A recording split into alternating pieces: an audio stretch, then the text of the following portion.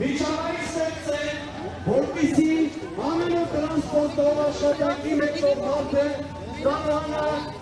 իրարար կրտիկով վաստակել օրինացը, որպեսզի միջին և փոքր բիզնեսը չկերեկվի իշխանության համակարգի կողմից, որպեսզի մտավորականը իրեն արժևորված և գնահատված կա, և ուրեմն հուլիսի 7-ին Համար 7-ին հուլիսի 7-ին Համար 7-ին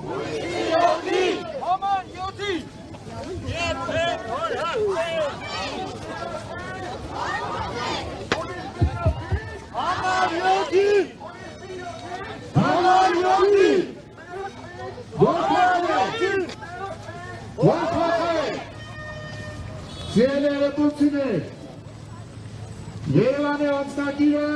գտնվում է ձեր վարչական տարածքում։ Մենք ողջունում ենք ձեզ, որպես նաև քաղաքի հավաքանիներ։ Մենք չի եղել մի ահազանգ, որ ձեր ահազանգի հետևից չգնանք։ Չի եղել մի խնդիր, որ չմարտնացնենք։ Մենք պայքարել ենք տրանսպորտի թանկացման դեմ, կարմիր կետագծերի Նախորդ հանդիպմանը Շենգավիթ վարչական շրջանում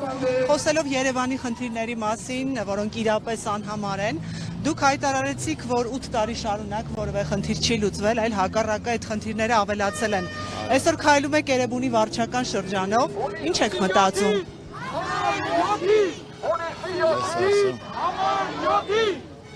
Ուրեմն հենց իմ մտքով նորացնում ես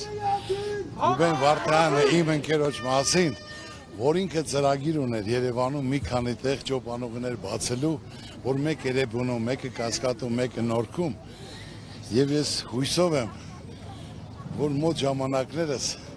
իմ ընկերոջ հնարավորություն կդի, որ այդ ծրագիրը ինքը կյանքի կոչի։ Իմ մեջ այդ մոտեցումը, այդ զգացումը կա։ Հույսով եմ Աստծո կամոք, որ ինքն էլ ինչ որ կար խոստացել էր, որ Երևանում այդ ծրագիրը կյանքի կոչի։ Դա էր իմ մտքով ասում, որ հենց Երևանու մասին խոսեցիք։ Իսկ առհասարակ, պարոն Ծառուկյան, ամենօրյա ռեժիմով շարունակում եք ձեր հագեցած հանդիպումները հանրապետության ամբողջ բնակավայրերով։ Ինչպես եք գնահատում քարոզ արշավի ընթացքը։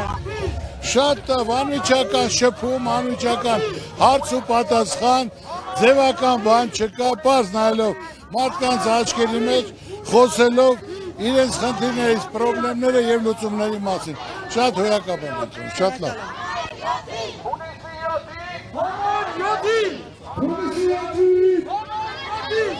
Համար 7-ին